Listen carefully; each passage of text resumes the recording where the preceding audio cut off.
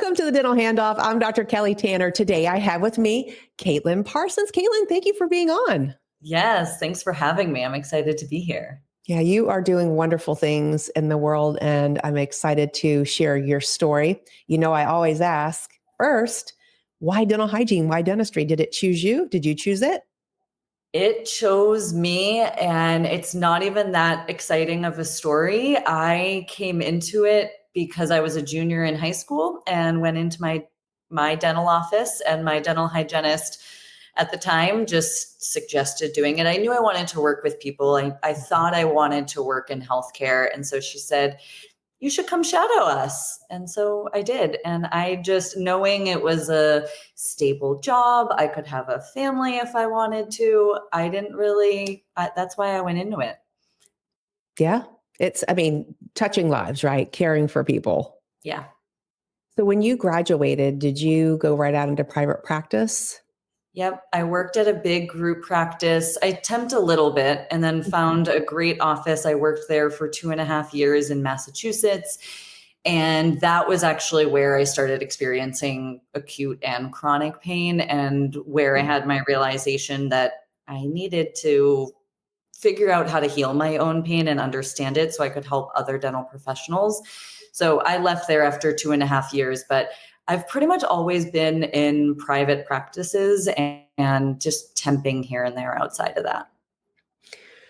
Yeah, something about the pain aspect of our profession, this just occurred to me, is that even while you're in school, they know about the things that we can experience. Don't do this because of pinch force. Don't do this because of ergonomics and carpal tunnel and all of those things. Because I went to school in the 1900s. And so with that, it's not as evolved as it is now for how to care for yourself. Ergonomics, we've learned how to do better, but it's still fascinating to me why we can't just say, be more scientific about it, right? Like, this instrument does this. Okay, well, when you do this and you sit like this is what it creates. And so teach it out front, like, give us the tools to already know that. So the sentence doesn't have to end at, you're going to eventually get carpal tunnel. Yeah. Right. I feel you. At my college, which I had a great education, but I feel like we did ergonomics for 1 hour in my entire college curriculum. And I don't really remember anyone coming over to me and correcting my ergonomics or anything. So I think there's just such a wide variety of instructors or courses and curriculum. I would love to see it just broken down into really simple ways, like you said. Doing this can cause this. See what this feels like in your body. And then what if it is, what if you could actually sit like this and use this type of instrument or work at this area of the mouth? I think when we break it down that way and we really feel it in our body, we can tell the difference and make better choices.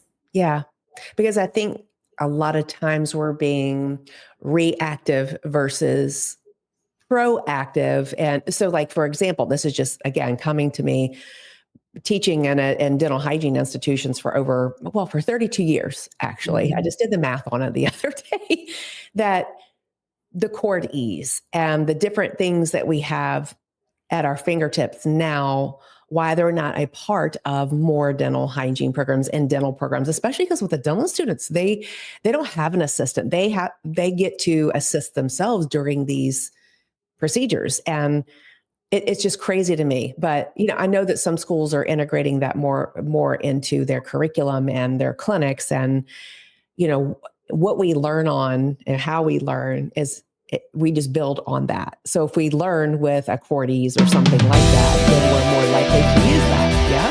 Yeah, absolutely. I think what we do at the beginning is so important to the habits that we have throughout our career. And it's really interesting to me that some schools just partner with one company, and you might have to choose to get non-ergonomic loops, even though there's better advancements out there with ergonomic loops. So that's something that's really interesting to me too. We don't get options, or to even know that there's something out there that maybe we could pay a little more money for an upgrade to ergonomic loops. But Oh, that you just struck a chord in me because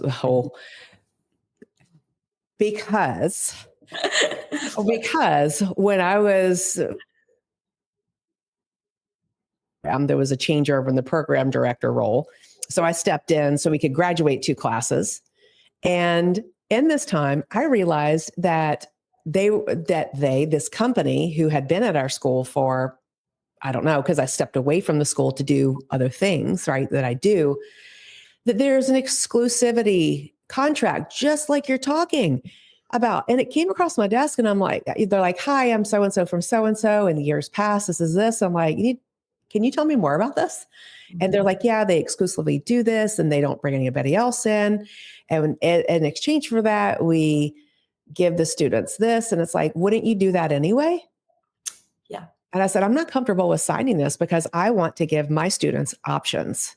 And it's not one size fits all. So I had like 2 or 3 loops companies come in based on where we were in the timing and things, and said, go see vendors. You're going to be at that event. Go check out the loops, put your hands on it, put it on your head. And so read the fine print.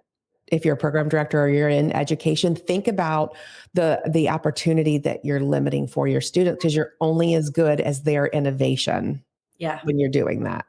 I mean, and this goes for just every dental professional. I have a couple, like one brand especially, that I really like their product, their customer support, all of that. However, it is an individual thing. And this is something that we are investing a lot of money in, that we want for a long time. So try on different brands, go to different vendors, talk to them, read the fine print of what is included in their warranty, their customer support. It is so important. Yes. It's, I love how you said that, it's such an individual choice, and it's something that you're putting on every single day for hours of your day. So you must like it. You must be comfortable with that decision, and knowing that there are ergonomic options. Even now, other practitioners will say, what kind of loops are those? Because they look like I'm looking straight ahead, because it's keeping the neck, keeping the body in neutral, everything in neutral. So I remember at first my students would be like, why are you looking at me like that? Like later, I'm like, I am not even looking at you. I'm like, my eyes. Yeah, I'm looking in the mouth. But they would be like, but yeah, it's please take the opportunity, because this is an investment, not only monetarily, but an investment and a decision that you're making. If you're not happy with it, read, like Caitlin says, that fine print on that window that you have to make adjustments or return. Yeah. Yep. Absolutely. So in your journey, so you were a clinical hygienist and now you're out, you're having retreats, you're speaking all over. What are some of the questions that you get asked a lot? Like, what's the number 1, number 2 question that people ask you or need help with? A lot of people will ask, like, what saddle stools should I get, or what ergonomic loops I should get. And like I said, I have a couple of brands for both that I really like their product, their company, that I recommend. However, it is so personal, and we're all different shapes and sizes, and what would feel good for me is not necessarily going to feel good, even for the someone next to me that might be the same height as me, or, have a similar build. We all have different things. So that's a little individualized, but I also get asked a lot, like, how do I stop doing the chicken way is a big question. Or how do I start yoga is like a really simple question that I get asked a lot. Yeah. And as you're talking about it, because I'm just questioning my own assumptions now, like saddle stools, which one? It's not one size fits all, just like products aren't one size fits all. That's why you have a few in your drawer.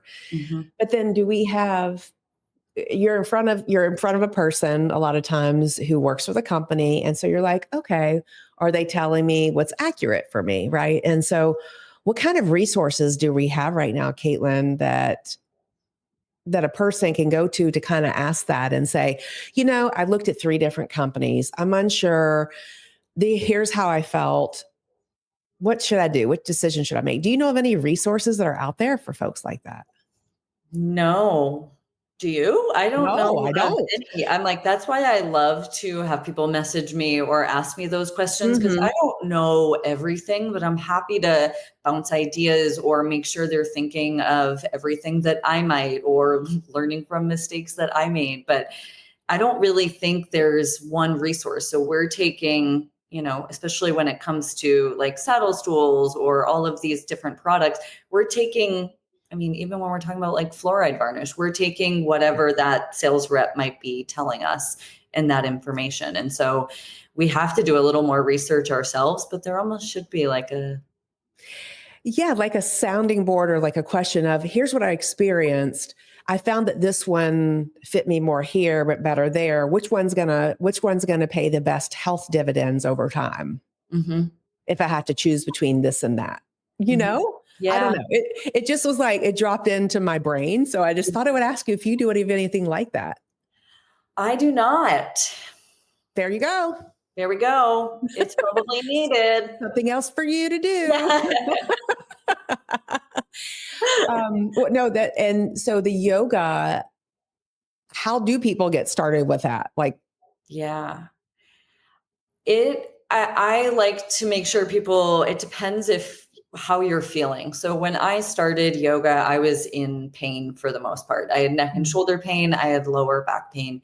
And what I've been drawn to is a more therapeutic yoga practice. So slower, simple, breath focused really on our posture, on alignment, on reducing tension in the body, building strength, and also doing breathing practices and different meditations that will bring me inward, reduce stress, reduce anxiety, help me feel more focused, more clear, all of that. So, why do you want to do a yoga practice? Because there's so many people that come to me wanting yoga, but they want an exercise class, and I'm not really that style of yoga. I don't really. I mean, yes, you're moving your body, so it is exercise in a sense, but I'm not a fitness based yoga class. So, if you're looking for something like that, that's one thing. If you're in pain and wanting something therapeutic, that might look a little bit different, but it can be so easy. It doesn't have to be this big thing. You can set out a yoga mat. There's yoga videos online. There's free yeah. yoga classes online. I'd say just start. And even if it's 5 minutes a day or twice a week, 5 minutes is where you start. Or maybe you go to a yoga class once a week, whatever that looks like. But it doesn't have to be this big, grand thing. It doesn't have to take an hour or an hour and a half. And just getting on the mat, hitting play or record and just doing it.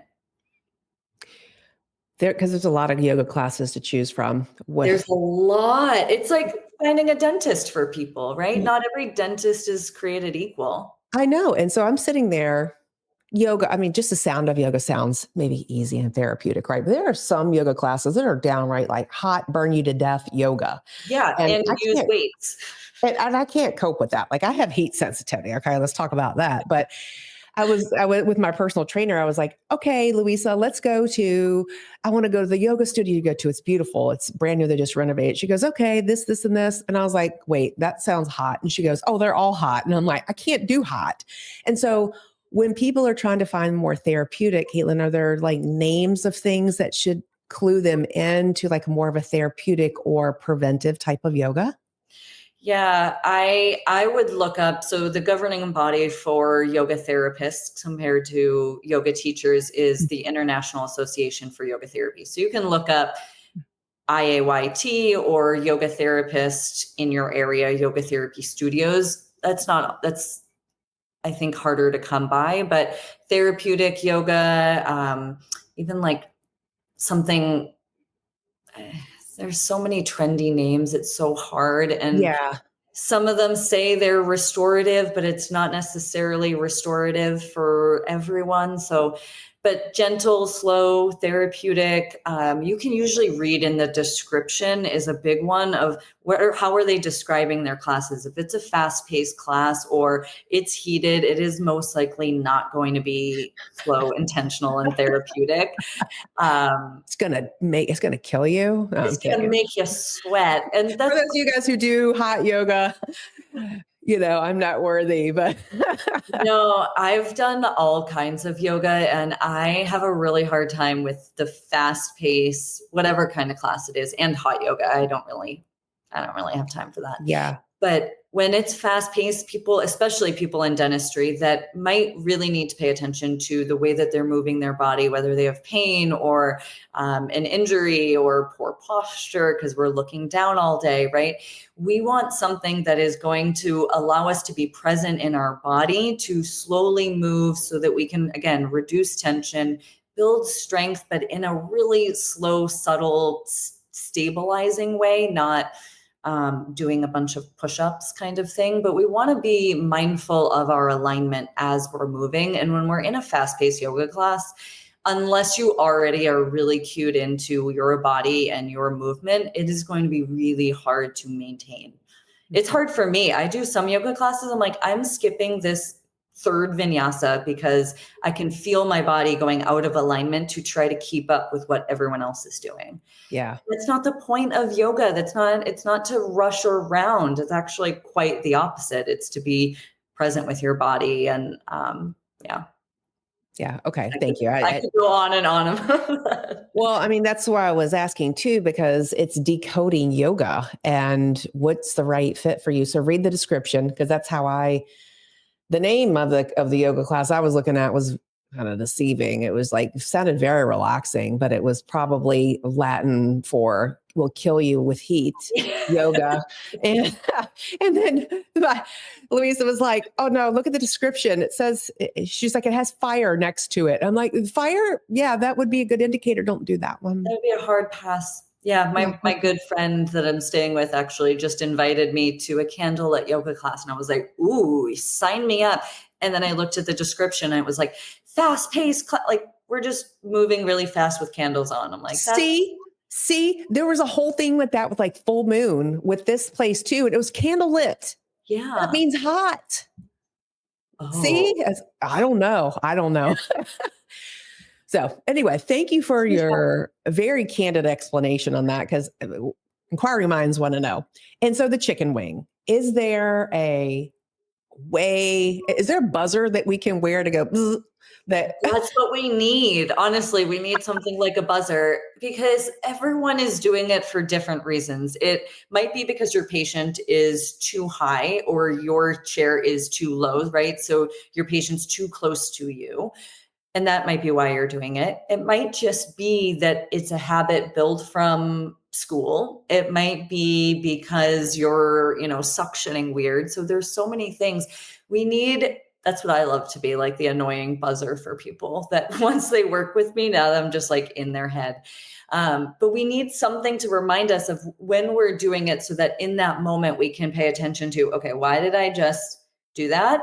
And how could I do that one thing? Like, retracting the cheek or whatever it is, using the mirror for this area of the mouth. How can I do that without the chicken wing? And what position could I get myself into? But I think we're so busy, go, go, go, that we miss that slowdown. What did I just do? How do I fix this? And then how can I move forward? yeah, because I know that there's devices that people can wear kind of Like, like at their neck or back. Yeah. What is it called? I don't know what it's actually called, but it looks like a posture bra. So it kind of keeps you in. Yeah. Hmm. I've Hmm. never worn one. I've had 3 dental hygienists ask me about them and say that they worn them, and all of them were like, "I think I got it too small because I can't really like move." I'm like, "I think that's the point, is that you stay in this. It's easier to stay in that position and feel stable." Yeah. Right. I don't think all 3 of them got it too small. But I think they're great in a way of finding what feels like good posture in your body, but just like you don't want it to become a crutch that you're leaning on. We want to be able to find and maintain good posture on our own throughout the Mhm. day. And I'm guessing too with that, there's like a memory of what your body goes to, what it remembers, Mhm. and creating that habit that you go back to maintain neutral. Yep. We Because have even as I'm to. checking, or if I was teaching a student the other day and I'm leaning and I'm like, I'm even leaning teaching. Yeah. Oh, there's certain areas of the mouth where, Kelly, I still go back to my 7 o'clock chicken wing. And I have to be like, bzz, like the buzzer goes off and I have to like resituate myself because it is just easier for me. And it's second nature to go into those spots, but I have to correct myself over and over because I don't work hygiene that often anymore. I'm probably 5 days a month at the most.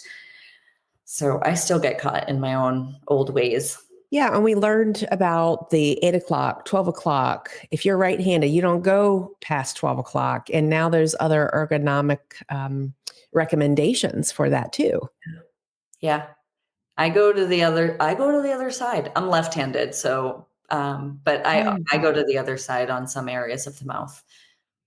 Yeah, but it's like in my head as a right-handed person, once I go past 12, there's something in my mind that goes bzz, Yeah. right? So we've created the internal bzz, so why can't we just do it for everything? I know. I know. Interesting. All right. So now, like you mentioned, you're practicing maybe about, 5 times a month, something like that. What are you doing now to help people? Yeah, I work as an ergonomics consultant and yoga therapist. So I do one-on-one coaching for dental professionals. Doesn't matter what you do. It's ergonomics, it's posture, and also creating healthier habits. So whether that's therapeutic yoga for specific areas of the body.